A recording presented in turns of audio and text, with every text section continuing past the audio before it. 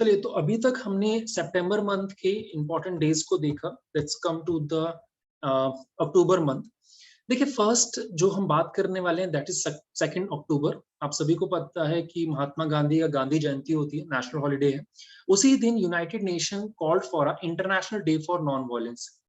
आप सभी को पता है कि Gandhi ji was recognised, was renowned a person for his non-violence, right? तो यूनाइटेड नेशन जनरल असेंबली ने 15 2007 में डिसाइड किया था कि 2 अक्टूबर को आप international day of non violence adopt करोगे, जहां पर आप यहाँ पर एक प्रमोट करने की बात आ रही है कि आपको जो भी प्रोटेस्ट करनी है, जो भी बात रखनी है, वो नॉन वायलेंट तरीके से रखनी है और किसी भी तरीके का physical violence, physical force use नहीं करना है। नेक्स्ट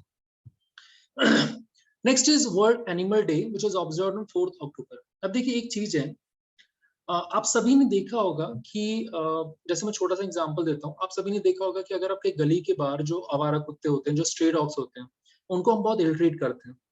बेंगलुरु में there was a case, I guess Bengaluru ही था, जहां पर एक पर्सन ने एक कुत्ते को मतलब 4 मंजिल मतलब 4th फ्लोर से नीचे फेंक दिया, राइट?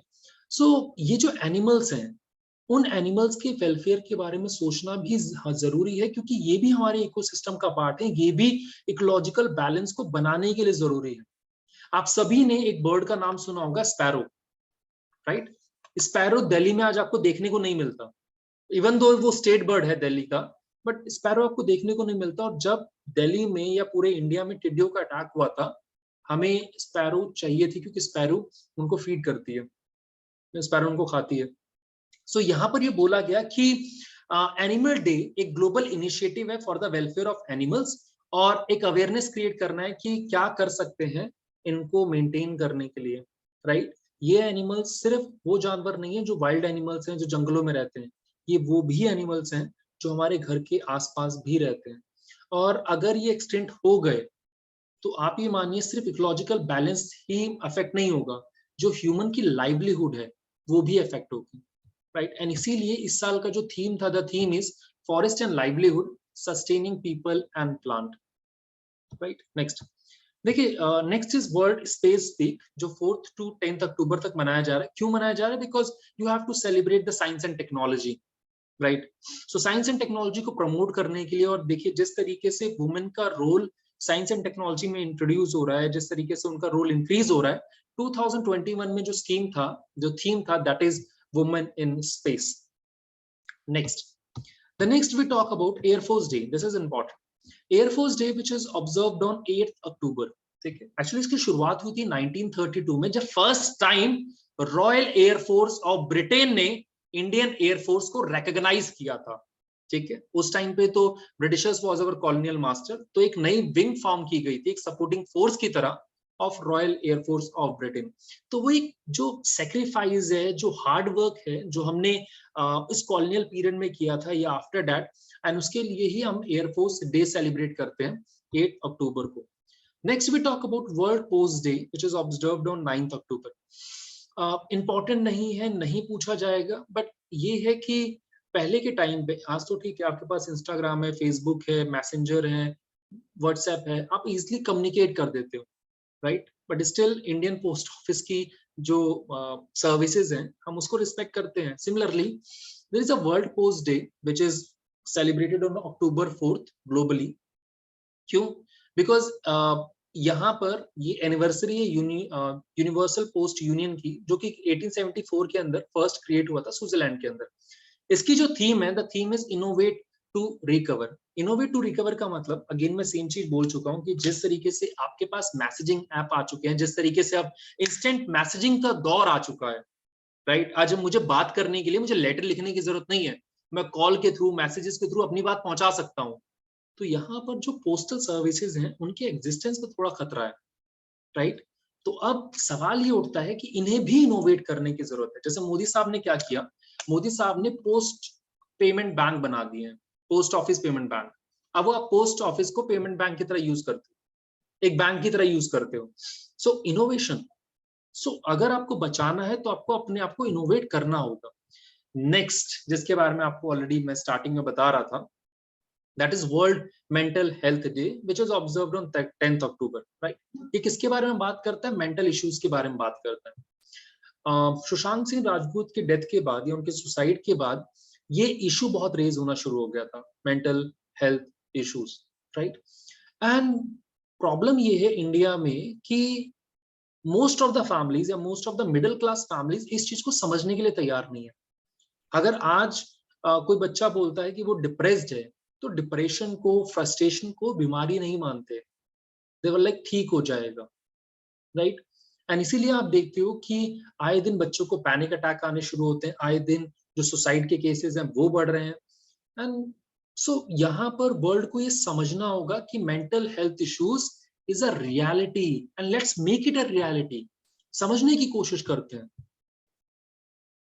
राइट। चलिए next. The next is international day of a girl child observed on 11th अक्टूबर। देखिए international day for of the girl child which is observe on 11th October.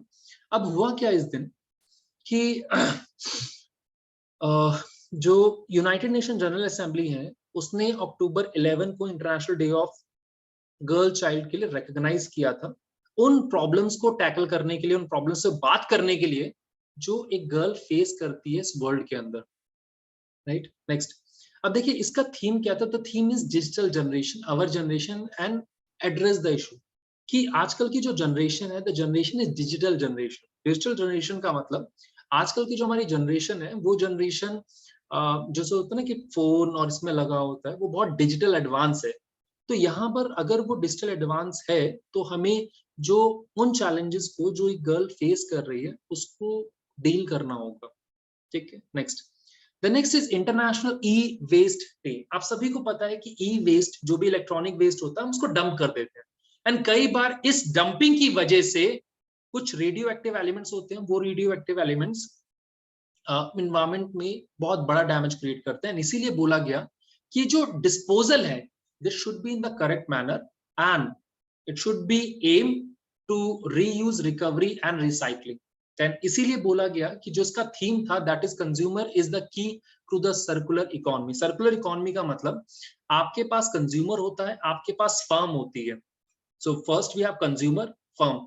So companies को क्या करना चाहिए? कंपनीज को जो भी ई waste है, चाहे मान लीजिए अगर किसी पर्सन का टीवी खराब हो गया तो कंपनी को उसको खुद उठाना चाहिए ताकि वो उसको रिकवर कर पाए, ठीक है। कंज्यूमर तो फेंक ही देगा, या मतलब लोगों के पास ये ऑप्शन होना चाहिए कि वो सेम चीज कंपनी को वापस सेल कर पाए, ठीक है। Next. The next is we have a global hand wash day which is observed on 15th October. देखिए ग्लोबल हैंड वॉश डे आप सभी को पता है कि जब कोविड-19 फैला था तो उसके बाद आप सभी को हैंड वॉश करना है, अपनी सोशल डिस्टेंसिंग मेंटेन करनी है, तो हमें इसके बारे में पता चला, बट ये बहुत पहले से सेलिब्रेट किया जा रहा है। So it was celebrated on 15th अक्टूबर ताकि आप हैंड वॉशिंग हैबिट को लोगों तक पहुंचा सको। बहुत इंपॉर्टेंट नहीं है बट एक डे सेलिब्रेट किया जाता है। Next we have world food day which is observed on 16th October. देखिए ये फाउंडेशन ऑफ और फाउंडिंग डे ऑफ FAO है। FAO क्या होता है? फूड एंड एग्रीकल्चर ऑर्गेनाइजेशन, जो 1945 के अंदर फॉर्म हुआ था। इसका बेसिक एम ये है कि आपको ग्लोबल हंगर को खत्म करना है और जो हंगर है उसको कंप्लीटली खत्म करना है, राइट। एंड इस साल का जो थीम है, the theme is save food now for a healthy tomorrow. आज अगर खाना बचाते हो तो ही कल जिंदा रह पाओगे, तो ही कल हेल्दी रह पाओगे। जैसे अभी एक रिपोर्ट थी कि अराउंड 10 करोड़ लोग इंडिया में 2030 तक फूड शॉर्टेज फेस करने वाले हैं, राइट। अभी रिसेंटली एक रिपोर्ट आई थी। सो चीजें हैं, हमें अपने आप को बदलने की जरूरत है। Then we have this world statistics day.